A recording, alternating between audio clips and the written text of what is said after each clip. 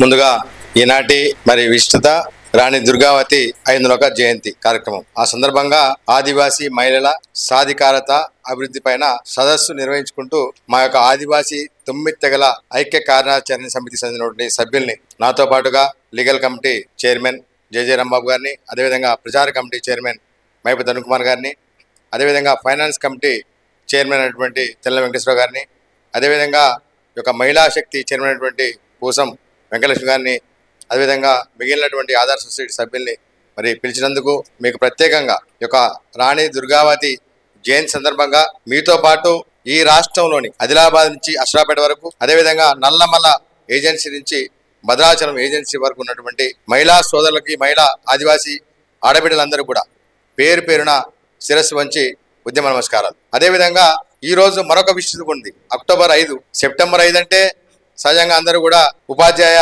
దినోత్సవం, గురు పూజోత్సవం అంటారు దాన్ని. దానికంటే ఎక్కువ పండుగ ఇది అసలు. ఇంకా ఈరోజు ఉపాధ్యాయులు ఎవరు ఉంటే చెప్పండి, ఉపాధ్యాయులు ఏంటిది ఈరోజు? ఏంటి సార్?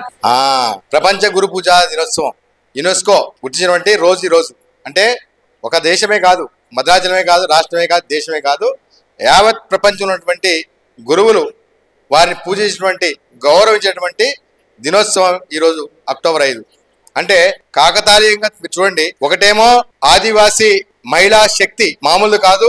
ఒక మహిళ తలుచుకుంటే ఈ యొక్క దేశాన్ని గణగణించిన అక్బర్ చక్రవర్తిని 3 సార్లు ఓడించినటువంటి ఆదివాసీ ఆడబిడ్డ జయంతి ఈరోజు 501 జయంతి. నిజంగా మీరు కాదు, అందరం కనపడాలి. ఒక ఆదివాసీ మహిళ గోండు రాణి, ఆమె చరిత్ర మొత్తం కూడా నా సతీమణి నీరజ గారు మొత్తం చెప్పారు.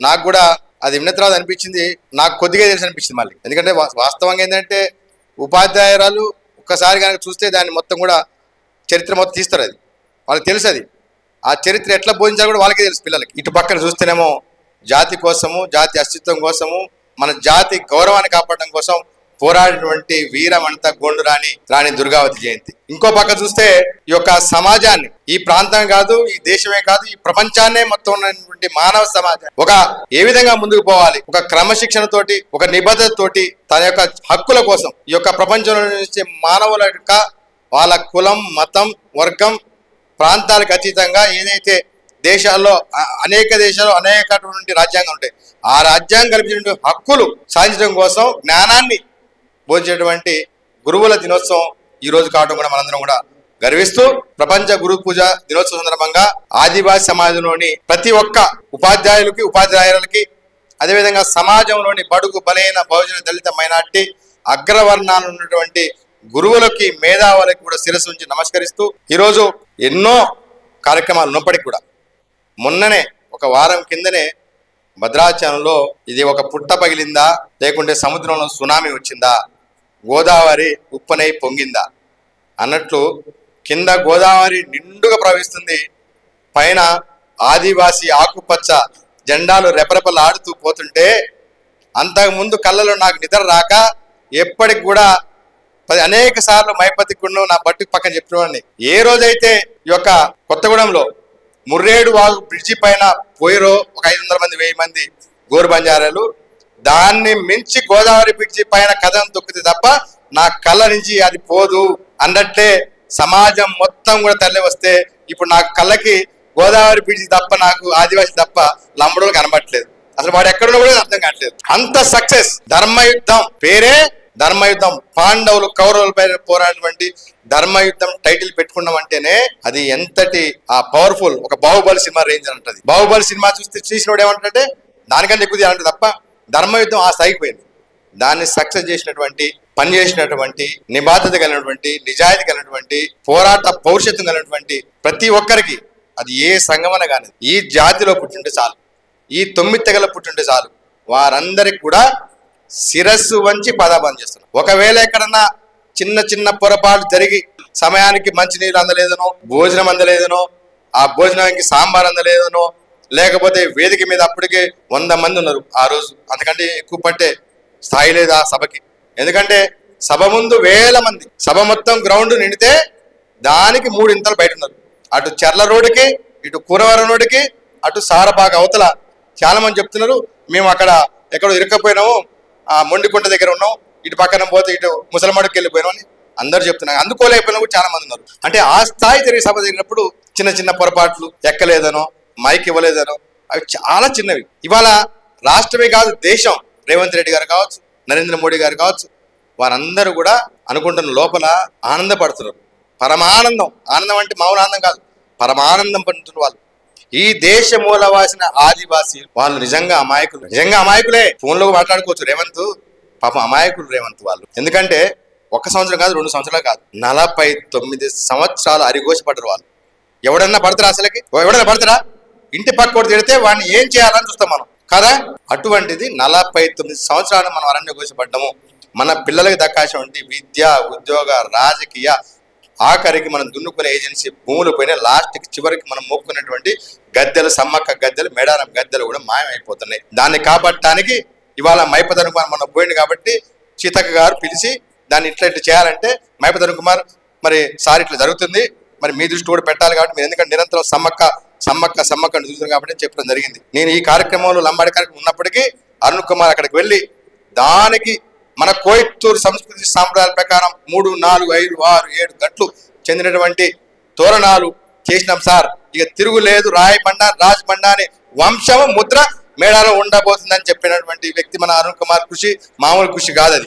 మిగిలిన వాళ్ళు అంటారు మైపతరు కుమార్ పోడుతుండు, ఆయన తుడిందెంప అంటారు. నేను తుడిందెంప చూడలే ఆయన ఒక రీసెర్చ్ స్కాలర్.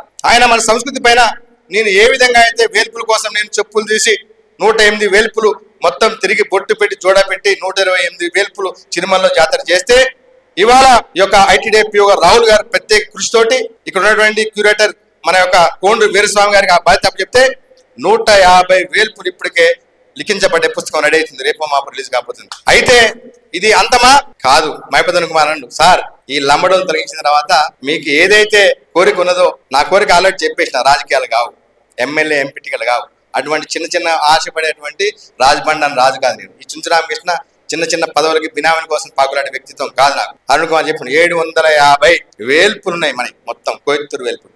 ఈ మధ్య భారతంలో తెలంగాణ, ఆంధ్రప్రదేశ్, ఛత్తీస్గఢ్, మహారాష్ట్ర, మధ్యప్రదేశ్, జార్ఖండ్, ఒడిశా 5వ షెడ్యూల్ ప్రాంతంలో 750 వేల్పులు వేసి అవి తీస్తే మీ జన్మ సార్థకం అవుతుంది అన్నాడు. 150 చేసినంటే ఇంకా 600 చేయాలి, ఖచ్చితంగా చేస్తా. ఇటువంటి రీసెర్చ్ స్కాలర్స్ కావచ్చు, తర్వాత పెద్దలు మన యొక్క చందా వీరయ్య గారు కావచ్చు, తర్వాత తుమ్మల జరిగినటువంటి తాటి వెంకటేశ్వర కావచ్చు, తర్వాత శ్రీరాములు గారు ఇక్కడ చింతూరులో ఉన్నారు. అటువంటి పెద్దలు అనేక మంది, తోలం నాగయ్య గారు అక్కడ ఉన్నారు, అనేక మంది పెద్ద పెద్ద వ్యక్తులు ఉన్నారు. వీళ్ళందరూ మొన్నటి వరకు చనిపోక ముందు వరకు కూడా మన రామచంద్రయ్య గారు, సకినం రామచంద్రయ్య గారు కూడా అనేక విషయాలు చెప్పడం జరిగింది. ఆదిలాబాద్ ఉన్నటువంటి పెద్దలు అనేక మంది, రచ్చగొండ మహారాజు గారు కావచ్చు, అనేక విషయాలు నాకు చెప్పడం జరిగింది. ఇవన్నీ కూడా నాకు చాలా ఉన్నాయి. ఇవన్నీ ఇది లంబడోలు తొలగించడం అన్నది అందరి దృష్టిలో అతిపెద్ద సమస్య. కానీ ఇప్పటికే దాన్ని దగ్గరికి తీసుకొచ్చినాం. చెప్పినా కదా, మోడీ గారు, రేవంత్ రెడ్డి గారు లోపల మనసులో ఆనందపడుతున్నారు, పరమానందపడుతున్నారు. ఇంత పెద్ద ఉద్యమాన్ని ఏ రాజకీయ పార్టీ కూడా భద్రాచలం నడిగడ్డ మీద కోట్లు వేల కోట్లున్నటువంటి కేసీఆర్ వల్ల కూడా సాధ్యం కాలేదు. ఆదివాసులు స్వచ్ఛందంగా ఇన్ని వేల మంది రావడం వల్ల ఇది సక్సెస్ అయింది. ఇది సమస్య తీర్చాలి అన్న సంకేతాన్ని నరేంద్ర మోడీ గారు, రేవంత్ రెడ్డి గారు అందజేశారు. అదే విషయాన్ని నిన్న అడ్వకేట్ గారు రమేష్ గారు, అల్లంకి రమేష్ గారు మా బృందం వెళ్ళినప్పుడు 10 మంది వెళ్ళినప్పుడు కూడా చెప్పడం జరిగింది. రామకృష్ణ, చరిత్ర సృష్టించబోతున్నాం, మీ టీం మొత్తం కూడా నీ జన్మం కాబోతుంది, నీతో పాటు పయనించే వారి చరిత్రలో మొత్తం కూడా ఈ పుస్తకాలు ఉండబోతున్నాయి.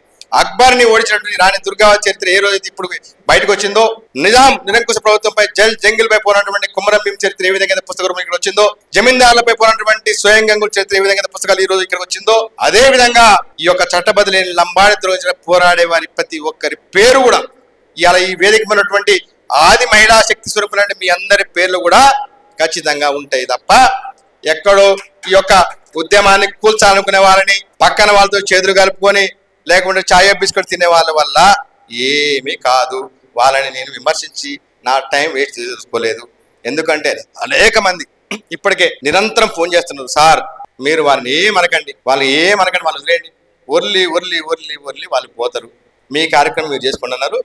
దానిలో భాగంగానే ఇవాళ రాణి దుర్గావతి జయంతికి మహిళలు రమ్మంటే మేమందరం, నాతో పాటు వీరందరినీ కూడా నా యొక్క సహభాగ్యస్వాములు వీళ్ళందరూ కూడా చైర్మన్లు. అంటే నేను ఏమంటాను, నేను ఒక్కడే చైర్మన్, ఇది అందరు చైర్మన్లే.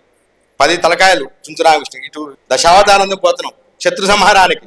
అమ్మవారు ఎట్లయితే పోతుందో శత్రు సంహారానికి 10 చేతులు 10 తలలతోటి ఆ యొక్క వలస గోర్ బంజారాలు వాళ్ళు. ఎక్కడ యూరోప్, ఎక్కడ ఆఫ్ఘనిస్తాన్, ఎక్కడ రాజస్థాన్, ఎక్కడ తెలంగాణ, ఎక్కడ ఆఖరికి భద్రాచలంలో సర్పంచ్, ఎంపీటీసీ రేపో మాపో మా బావగారు తెల్ల వెంకటరావు తీసి ఎమ్మెల్యే అవుదామని కలలు అంటుంది. కానీ మొన్నటి దెబ్బతోటి వాళ్ళు గోదావరి బ్రిడ్జి దాటి రాలేరు. వస్తారా? రానిస్తారా?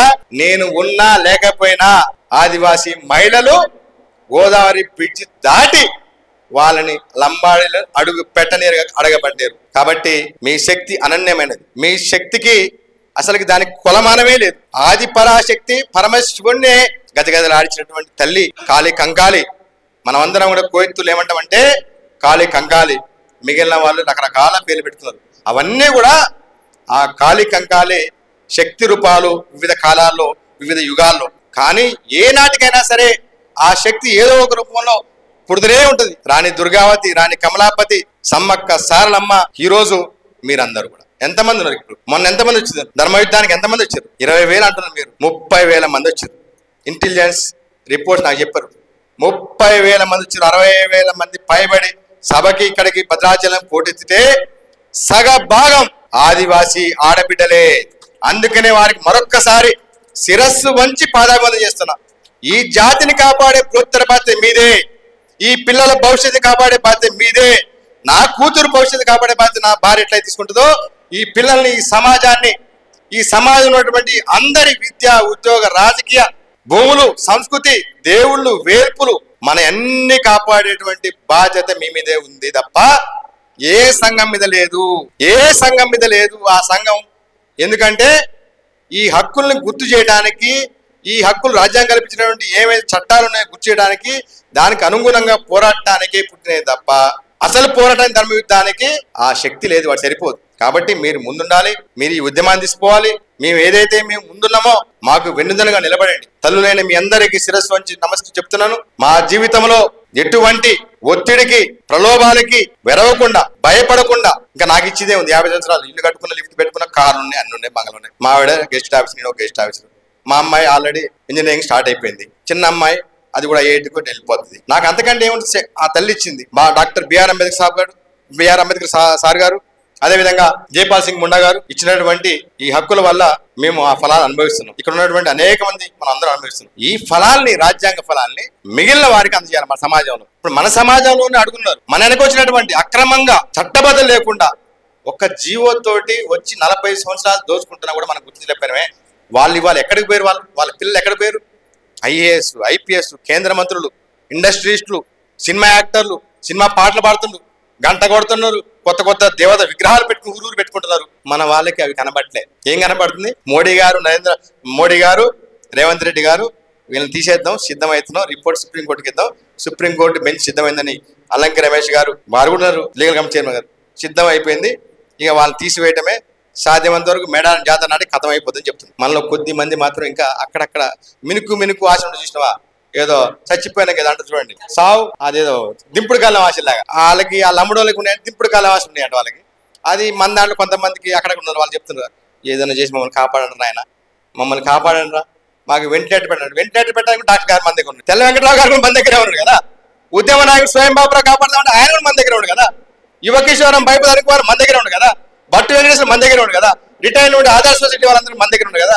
అన్నిటికీ మించి ఆది మహిళా శక్తి స్వరూపులు ఇక్కడ ఉన్నారా, ఎక్కడ ఉన్నారండి అంటారు. ఇప్పుడు ఇవాళ ఇంతమంది మహిళలు మరి ఇవాళ ఎక్కడెక్కడో మీటింగ్లు పెట్టుకున్నారా? మీరు అక్కడ ఉన్నారా? ఎక్కడ లేరు. మీరు అన్నారు కదా 100 మంది అని, ఇవాళ వచ్చిన మీ 50 మంది 100 మంది కలిపితే 5,000 మందిని రేపు దింపుతారు భద్రాచలంలో. కానీ మీకోసం ఆ శక్తి వృధా చేసుకోవట్లేదు. ఖచ్చితంగా ఏదైతే ఆదివాసీ 9 తెగల ఐక్య కార్య సమితి నిర్ణయించిందో దాని ప్రకారం వచ్చే నెల దీపావళి తర్వాత డబుల్ ఆటం బాంబ్ ఆదిలాబాద్లో వెళ్ళడానికి మొత్తం కూడా సిద్ధం చేస్తున్నారు. అక్కడ మొత్తం కూడా ఇక్కడ ఉన్నటువంటి సంఘాలు కొంతమంది ఎవరైతే ఈ మైక్ ఇవ్వలేదు, కుర్చీ పెట్టలేదు, ముందు కూర్చో వెనక కూర్చో అని చెప్పి అలిగినరో అక్కడ అది ఏం లేదు. వాళ్ళ ఒక ప్రెస్టేజ్ తీసుకుని ఈ భద్రాచలంలో 60,000 మంది చేసినప్పుడు మనం 1,00,000 మంది పని చేయాలని చెప్పి ఒకే ఒక ఆలోచన. గోండులలో గోండ్, కొలాం, పర్దాన్, తోటి, కొండరెడ్డి, ఆంద్, కొలాం, మన్నవార్ ఇటువంటి ఎవరైతే ఉన్నారో వాళ్ళందరూ కూడా ఇప్పుడు ఒకటే అంటుంది. ఏమంటుందంటే భద్రాచలం సభని 60,000 మంది దాటిస్తేనే మన గోండు పౌరుషం నిలబడుతుంది, లేకుంటే ఉండదు అని వాళ్ళు కార్యక్రమం చేస్తున్నారు. అది 1,00,000 దాటిన తర్వాత మళ్ళీ వచ్చే నెల మేడారం సమ్మక్క దగ్గర అది ఆటం బాంబు కాదు, అది దాన్ని మించిన పేలిపోతుంది అక్కడ అసలు కాదు. అది ఇప్పుడే ఇంతకుముందు కూడా మాట్లాడుతున్నాం. అక్కడ ఉన్నటువంటి ఉద్యోగస్తులు, రిటైర్డ్ ఉద్యోగస్తులు ఎవరైతే ఉన్నారో సంఘాల వాళ్ళకి ఆల్రెడీ మహబూబ్ కుమార్ మేము ఒక ప్రణాళిక అనుకున్న వాళ్ళకే చెప్తున్నాం. అది మొత్తం కూడా తయారు చేస్తే దాదాపు 5 లక్షల మందితోటి మేడారం సమ్మక్క సారలమ్మ సాక్షిగా అక్కడ ఉన్నటువంటి బస్ స్టాండ్ సరిపోద్దని చెప్పి ఇప్పుడు అక్కడ అన్ని పొలాలు ఉన్నాయి కాబట్టి అక్కడ డాక్టర్ సత్యనగర్ చెప్పారు బస్ స్టాండ్ ఒకటి మీకు సరిపోవచ్చు అది అన్నారు. సరే మేడారం జాతరకి ఎట్లా పోతే చెట్ల కింద పుట్ల కింద ఉంటాం.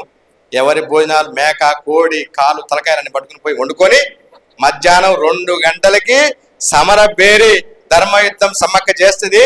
సీతక్క కూడా అక్కడికి వస్తుంది. అంతిమ పోరాటంలో మేడారంలో జరిగేటువంటి సమ్మక్క ప్రాంగణం, మొన్న ఎవరు అంటుండ్రు ఇక్కడ రాణి దుర్గావతి ప్రాంగణం పెట్టిండ్రు, సమ్మక్క ప్రాంగణం పెట్టలేదు అంటారు. కానీ సమ్మక్క ఎక్కడ ఉంటుంది? మేడారం ఉంటుంది. అక్కడే సమ్మక్క ప్రాంగణం ఉంటుంది.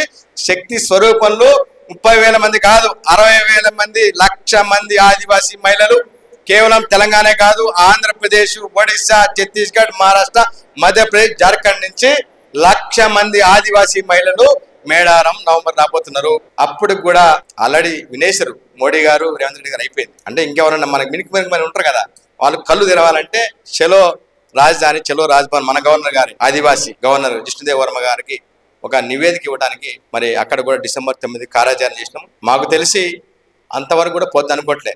నాకు తెలిసి ఇంకా ఈ ఆదిలాబాద్ అనౌన్స్మెంట్ అయిపోతే లోపల రిపోర్ట్ సుప్రీంకోర్టుకి వెళ్ళిపోతుంది, విచారణ మొదలవుతుంది. నేను స్టేజ్ మీద ఏదైతే చెప్పినాం ఎవరి పని వారు చేసుకుందాం. పొలం దున్నే వాళ్ళు పొలం దున్నుకుందాం, ఉద్యోగాల పైన ఉద్యోగాలు చేసుకుందాం, గృహిణిలో పిల్లల్ని ఎట్లా చదివించుకోవాలో అది ఆలోచన చేసుకుందాం, ఏ వృత్తిలో ఉన్నాలో ఆ వృత్తి చేసుకుందాం.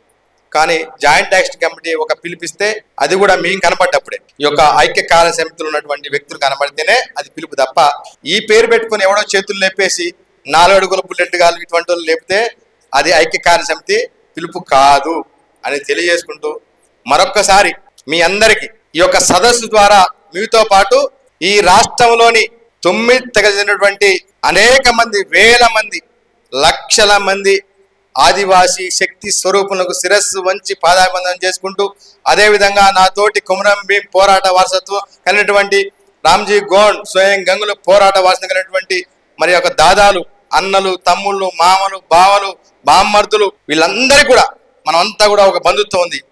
వీళ్ళందరూ కూడా శిరస్సు వంచి నేను చెప్పేది ఒకటే, చిన్న ఎక్కడన్నా ఎవడన్నా లొల్లి చేసి చాక్లెట్ ఇవ్వలేదు, నాకు పిపర్మెంట్ రాలేదు, లేకుంటే నాకు ఐస్ క్రీమ్ కొనలేటువంటి వాళ్ళు ఉంటారు, చిన్న పోరగాలు ఉంటారు, ఇప్పుడు అన్నట్లేదు మన పిల్లలు. అటువంటి వాళ్ళు ఉంటే వాళ్ళకి బుజ్జగించండి, చెప్పండి, నయానో భయానో చెప్పండి. వినకపోతే 4 పీకండి, వాడిని సెట్ చేసి పక్కన కూర్చోబెట్టండి. ఈ ధర్మయుద్ధం ఆగదు ఆగదు ఆగదు. చివరి శ్వాస ఉన్నంత వరకు కూడా ఈ యొక్క ఐక్య కార్య సమితి పిలుపులో ఈ యొక్క కమిటీలో ఉన్నటువంటి ఏవైతే సంఘాలు ఉన్నాయో, తుడిందెబ్బ కావచ్చు, మరి అదేవిధంగా నవనిర్మాణ సేన కావచ్చు, గోండువాన సంక్షేమ పరిషత్ కావచ్చు, ఆదివాసీ సేన కావచ్చు, మరి ఉపాధ్యాయ సంఘాలు కావచ్చు, ఏడబ్ల్యూసీ కావచ్చు, ఆదర్శ కావచ్చు, మహిళా చైతన్య శక్తి కావచ్చు, అంగన్వాడీ, శిశు మరి ఆ యొక్క డిపార్ట్మెంట్ కావచ్చు, హెల్త్ డిపార్ట్మెంట్ కావచ్చు, ఫారెస్ట్ డిపార్ట్మెంట్ కావచ్చు, రెవెన్యూ డిపార్ట్మెంట్ కావచ్చు, పోలీస్ డిపార్ట్మెంట్ కావచ్చు, ఆఖరికి ఆదివాసీ సంక్షేమ పరిషత్ ఆటా కావచ్చు. ఇవన్నీ ఆ సంఘం నుంచి ఒక్కడు వచ్చిన కింద కార్యకర్తని సంక్షేమ పరిషత్ కార్యకర్త అన్నా చాలు. నాకు సంక్షేమ పరిషత్ అధ్యక్షుడే రావాలి, ఆట అధ్యక్షుడే రావాలనేది ఇక్కడ లేదు. ఆ సంఘంలో ఒక టీచర్ వచ్చినా కూడా మేము ఆటా సభ్యునిగానే గుర్తిస్తామని కోరుకుంటూ ఈ ఉద్యమం ఆగదు. లంబడుని తొలగించేంత వరకు కూడా పోరాడుతూనే ఉంటాము. మేడారం జాతర నాటికి ఈ కథ ముగిస్తుంది, ధర్మయుద్ధం ముగిస్తుంది కోరుకుంటూ జై ఆదివాసీ, జై జై ఆదివాసీ.